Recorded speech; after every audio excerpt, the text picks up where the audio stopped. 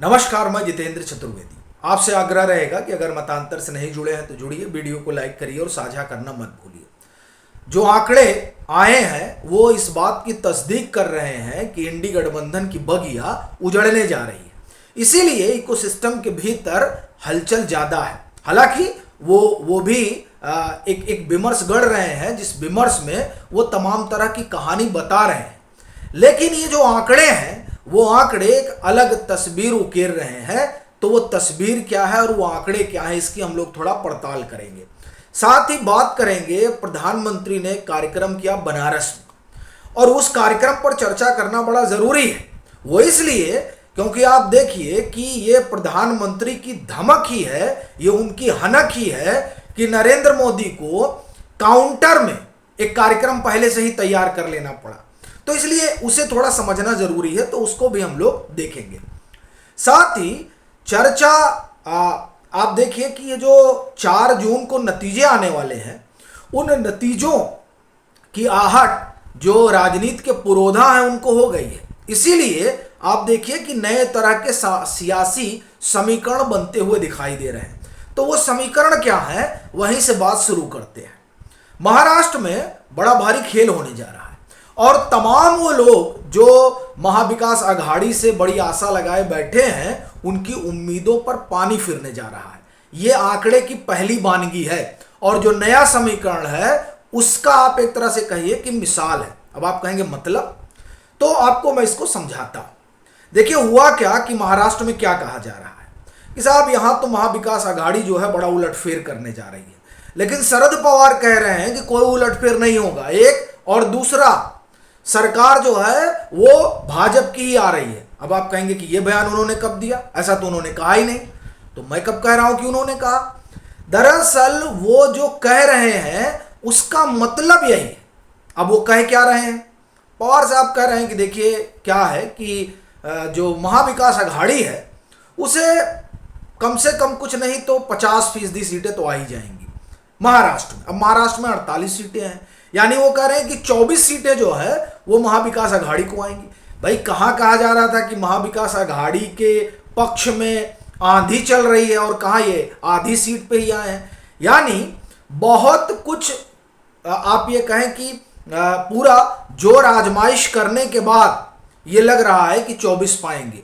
तो असल बात यह है कि 24 भी नहीं मिलने जा रही है।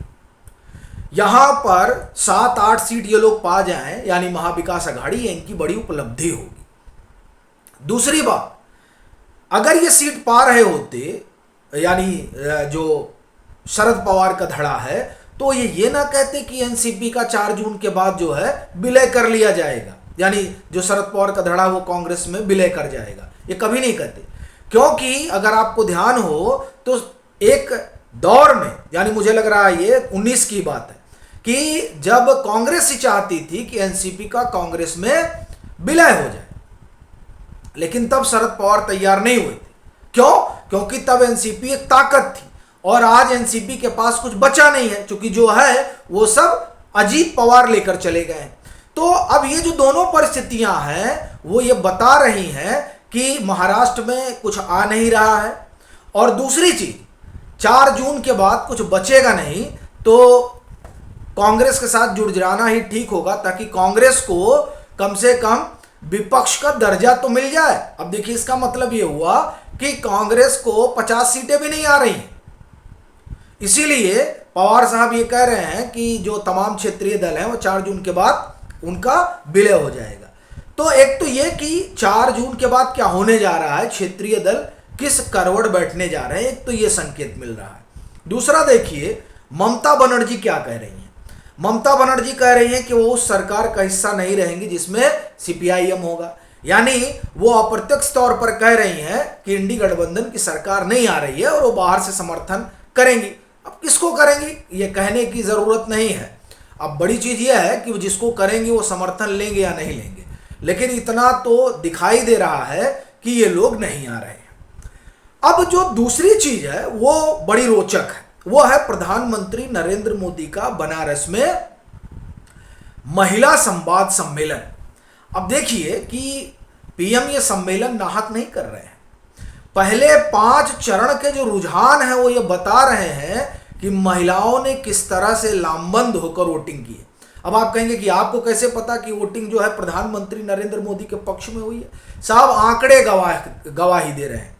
14 का हो, 19 का हो, उसके बाद में आप तमाम जो लोग सभा के बाद विधानसभा के चुनाव हो, उन सब में देखिए भाजपा के पक्ष में महिलाओं की बड़ी लामबंदी रही है। और उस लामबंदी का कारण ये है कि जो सरकारी योजनाएं हैं उन योजनाओं का सीधा फायदा महिलाओं तक पहुंचा है। इसलिए महिलाएं जो हैं वो एक तरह से कहें कि बड़ी मजबूती के साथ प्रधानमंत्री नरेंद्र मोदी के पक्ष में लामबंद है। अब इस लामबंदी का एहसास इंडी गठबंधन को है। क्यों है साहब? आप देखिए कि 2009 से अगर आप 2019 को देखें तो 2009 में और 19 में फर्क यह है कि तकरीबन 11% महिलाओं की हिस्सेदारी वोटिंग में बढ़ी है। अब देखिए ये किसके लिए बढ़ी है? ये स्वाभाविक तौर पर प्रधानमंत्री नरेंद्र मोदी की वजह से बढ़ी है। 2014 में उस तरह की लामबंदी नहीं थी, लेकिन 2019 में डिलीवरी हुई है। यानी जो वादे किए गए थे वो पूरे किए गए। खास तौर से मैं महिलाओं के संदर्भ में बात कर रहा हूं। तो वो जो डिलीवरी हुई है उस डिलीवरी की वजह से महिलाएं निकली हैं और लामबंद हो रही। उसमें फिर चाहे जनधन योजना हो और नल जल योजना हो। देखिए नल जल योजना आप देखिए, जनधन योजना से आप देखिए कि उनको इकोनॉमिकली जो है एम्पावर किया गया और उन्हें जो वित्तीय संस्थाएं हैं उनसे जोड़ा गया। दूसरा आप देखिए कि ये जो नल जल योजना है ना, ये लगता अच्छा चलिए पानी पहुंच गया। दरअसल आप उस महिला से पूछिए जो पानी लेने के लिए जिनको 2 किलोमीटर 4 किलोमीटर भटकना पड़ता है, उनके लिए कितनी बड़ी सिक्योरिटी है ये। फिर आप उज्ज्वला योजना देखिए, आप जलावन के लिए भी महिलाओं को ही भटकना पड़ता है। उस लिहाज से भी आप देखें तो उज्ज्वला गैस योजना है। फिर अनाज के लिए, भोजन के लिए भी सबसे ज़्यादा जद्दोजहद जो होती है वो महिलाओं की होती है। इन सभी मोर्चों पर प्रधानमंत्री ने और उनकी आप कहें कि योजनाओं ने डायरेक्ट फायदा महिलाओं को पहुंचाया है। इसीलिए आप देखें कि मणिपुर की चर्चा होती है और तमाम तरह के मुद्दे उठाए जाते हैं जिसके जरिए भाजपा से प्रधानमंत्री नरेंद्र मोदी को लेकर जो महिलाओं की लामबंदी है उसे तोड़ा जाए। आप देखिए उसमें स्वाति मालीवाल का नाम ले लिया जाता है। स्वाति मालीवाल का नाम ले लेंगे तो इंडी गठबंधन की और बात पिट जाएगी। उस पर विमर्श नहीं होगा, लेकिन और चीजों पर विमर्श होगा ताकि ये जो महिलाओं की लामबंदी है उस लामबंदी को किसी तरह से तोड़ा जाए। और यही वजह है कि जो सिब्बल साहब ने कार्यक्रम किया है वो दरअसल उस कार्यक्रम में यही सब उकेरने की कोशिश हुई है। क्यों? क्योंकि वो भी जान रहे हैं कि अब 124-25 सीटों पर वोटिंग बची है और अगर इसी तरह से महिलाओं की लामबंदी रही तो ये 400 के आंकड़ा तो वैसे ही पार कर जाएंगे। तो वो दरअसल एक उसकी कुलबुलाहट है जिसकी वजह से इस तरह के कार्यक्रम इंडी गठबंधन के लोग कर रहे हैं, जिसमें कपिल सिब्बल अगुआ चुके वो विमर्श करने के लिए जाने जाते हैं। और इधर प्रधानमंत्री नरेंद्र मोदी एक तरह से कहें कि महिला संवाद सम्मेलन के जरिए उनको चुनाव खत्म होने से पहले ही धन्यवाद दे रहे हैं, क्योंकि प्रधानमंत्री समझ गए हैं कि क्या हो रहा है और वो तो बाकायदे नब्ज को देखते हैं और उस लिहाज से वो जान रहे हैं कि 4 जून की स्थिति क्या है। तो एक तो ये बात हुई। अब रही बात आंकड़ों की, तो आप देखिए कि पहले 5 चरण का मत प्रतिशत जो है वो मत प्रतिशत इस बात की गवाही दे रहा है कि चुनाव किस तरफ जा रहा है।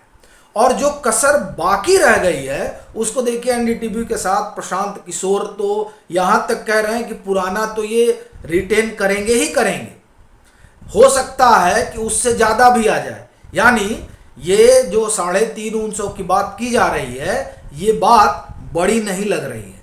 इसीलिए आप देखिए कि किस तरह की आप ये कहें कि हड़बड़ाहट और फिर आप कहें कि बौखलाहट, ये तमाम चीजें अब दिखाई दे रही हैं उस इंडी गठबंधन में, जिस इंडी गठबंधन के लिए अरविंद केजरीवाल 300 सीट का दावा कर रहे हैं और वो खुद परेशान है कि 2 जून को उनको जेल जाना पड़ जाएगा। दिल्ली के शराब घोटाले में फंसे हुए हैं, पार्टी जो है खत्म होने की कगार पर है। तो ये स्थिति है इंडी गठबंधन की और ये जो आंकड़े हैं ये इस बात की तस्दीक कर रहे हैं कि 4 जून को क्या होने जा रहा है।